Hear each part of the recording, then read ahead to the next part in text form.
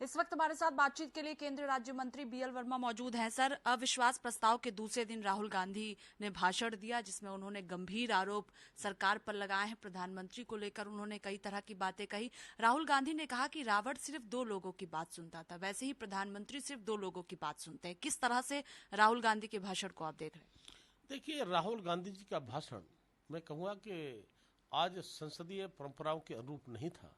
अविश्वास प्रस्ताव पर राहुल गांधी जी को क्या बोलना चाहिए, क्या नहीं बोलना चाहिए, लेकिन मैं कह सकता हूं कि जहां पर जिस तरह की बात आप कह रहे हैं, मैं कहूँगा कि ये कोई कांग्रेस की यूपीए की सरकार नहीं है जो रिमोट से सरकार चलती हो।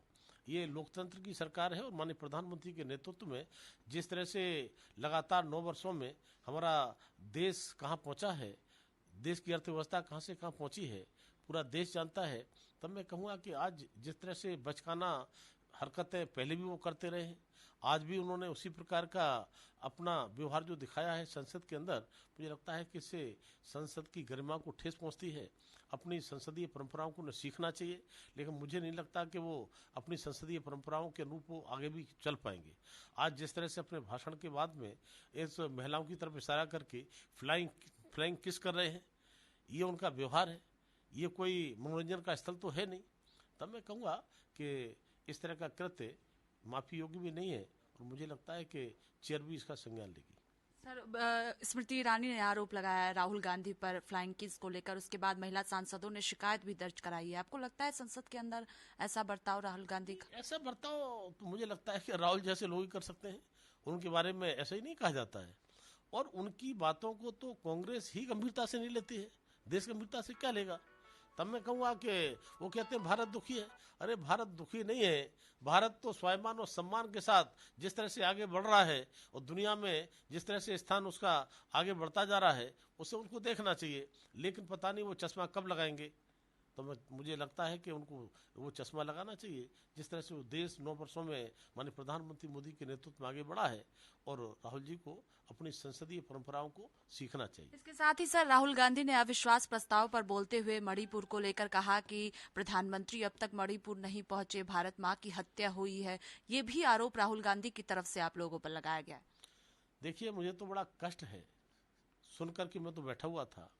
जिस कहते हैं भारत माता की हत्या हुई है, इनको शर्म आनी चाहिए कि भारत माता की हत्या कहते हुए और अपने शब्दों में कहते हैं भारत माता की हत्या हुई है, और कांग्रेस के लोग, विपक्ष के लोग ताली बजाते हैं, वो जो है मिथ हथवाते हैं।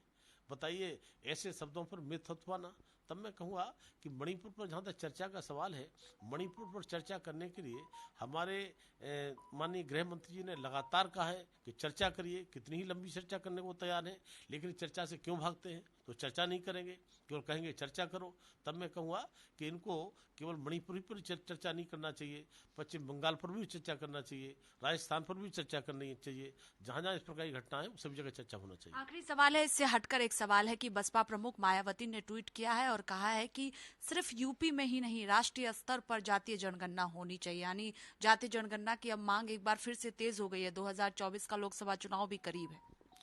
आदरणीय प्रधानमंत्री मोदी जी के नेतृत्व में देश जिस तरह से आगे बढ़ रहा है, जो 60 सालों में काम नहीं हुए उससे ज्यादा काम विकास के 9 सालों में आदरणीय प्रधानमंत्री मोदी के नेतृत्व में हुआ है।